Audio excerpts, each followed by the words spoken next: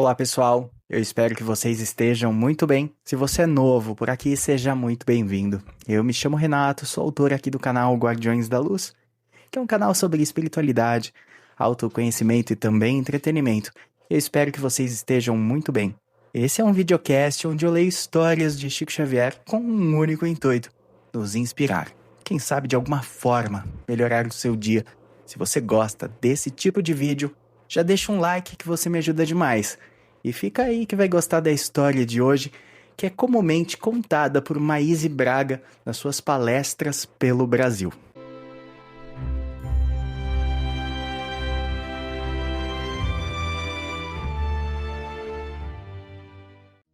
Esse é um relato baseado integralmente numa história contada por Maíse Braga em suas palestras pelo Brasil, e relata a humildade de um dos maiores médiuns do nosso país.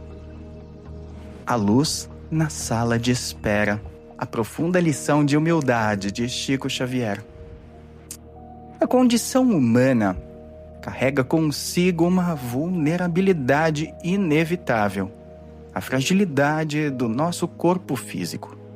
Por mais fortes que sejamos em nossos propósitos, por mais elevada que seja a nossa alma, o veículo de carne que habitamos está sujeito ao desgaste, à dor e à enfermidade. E é exatamente nas horas de dor que a nossa verdadeira essência costuma se revelar. Neste cenário de provações terrenas, a história nos traz a figura inesquecível de Francisco Cândido Xavier, o nosso amado Chico. Um homem cuja alma parecia grande demais para os limites físicos, capaz de transitar entre as dimensões com a naturalidade de quem caminha pelo próprio quintal. No entanto, o Chico, que consolou multidões e trouxe esperança a corações despedaçados, era também um homem que sofria. Ele enfrentava severas e constantes dificuldades de saúde, o que obrigava a ser um visitante assíduo de hospitais e clínicas. E é em uma dessas visitas, no ambiente comum e muitas vezes frio de um consultório médico, que se desenrola uma das passagens mais singelas e ao mesmo tempo mais poderosas sobre a empatia, a fé e a verdadeira caridade. Um ensinamento que não foi dado em um grande auditório, mas no silêncio de uma sala de espera.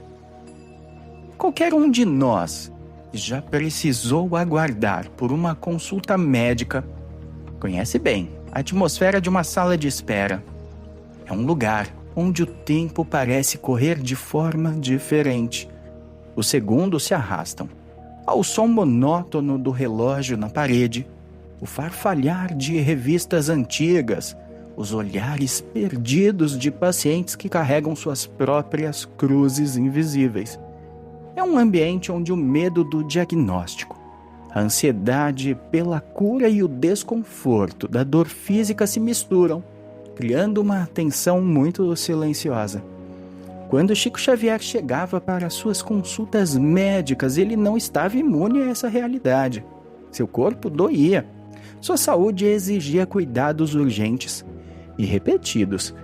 Ele era apenas mais um paciente na fila, aguardando que a ciência humana aliviasse o que o corpo físico não conseguia mais suportar sozinho. No entanto, a forma como Chico habitava aquele espaço era completamente diferente.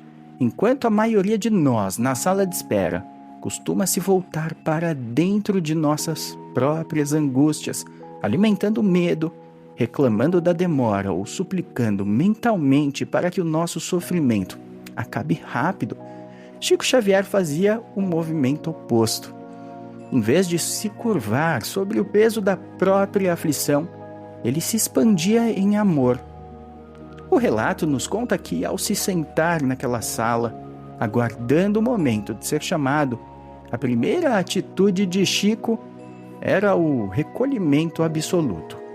Ele fechava os olhos, Esse simples gesto de fechar os olhos não era uma fuga da realidade do consultório, mas sim a abertura de uma porta para a realidade maior do espírito. Ali em silêncio, ele formulava o seu primeiro desejo, o seu primeiro pensamento. Qualquer ser humano em sua posição estaria justificado se pedisse: Senhor, tira a minha dor, ou Deus, que meu problema não seja grave. Mas a mente de Chico não orbitava em torno de si mesma. A primeira prece que brotava do seu coração era direcionada ao médico. Ele pedia com toda a força da sua alma, às forças do bem e aos espíritos de luz. Orava fervorosamente para que o profissional da saúde que estava prestes a atendê-lo fosse divinamente inspirado. Chico rogava para que as mentes superiores envolvessem aquele médico, clareando sua visão, afinando sua intuição e guiando seu raciocínio lógico. Seu maior desejo era que o doutor tivesse a clareza necessária para acertar no diagnóstico, compreendendo com exatidão a necessidade oculta do seu corpo enfermo. Chico não pedia um milagre que anulasse a medicina humana.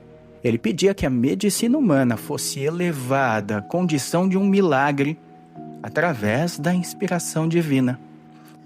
Como acontece frequentemente com aqueles que vivem à frente do seu tempo, a atitude de Chico causava espanto na época. As pessoas ao seu redor, conhecendo a magnitude da sua mediunidade e seu profundo contato com as esferas celestiais, não conseguiam compreender aquela postura. Alguns admirados aproximavam-se em tom de brincadeira e questionavam: Mas Chico, justo você que tem o espírito de Emmanuel ao seu lado o tempo todo. Você que tem o doutor Bezerra de Menezes, o médico dos pobres, acompanhando seus passos.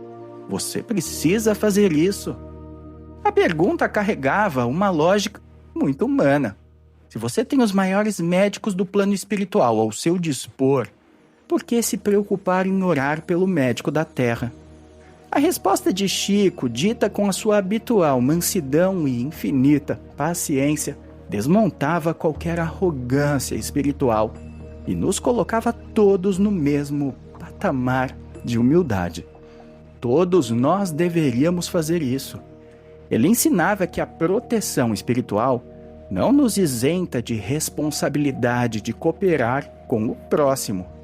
Ao contrário, se ele ia entregar o seu corpo aos cuidados de um profissional terreno, era o seu dever cívico e espiritual orar por aquele que o serviria.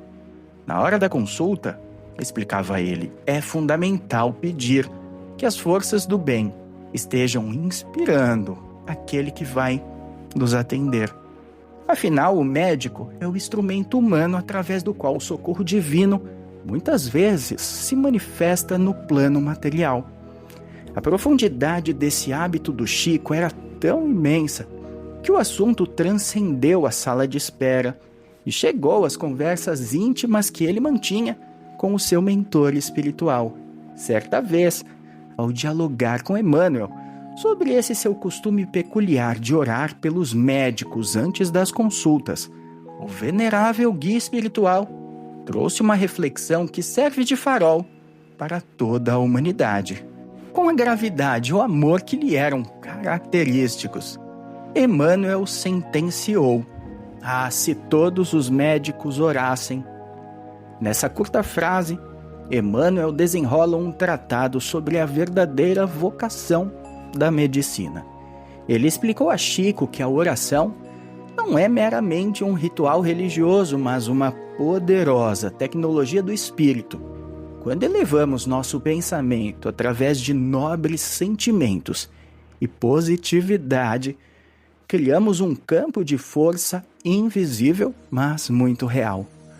Emmanuel pretextou que, através da oração, todos os profissionais, e muito especialmente aqueles que têm a sagrada missão de cuidar da nossa saúde e lidar com as fragilidades da vida, se transformariam.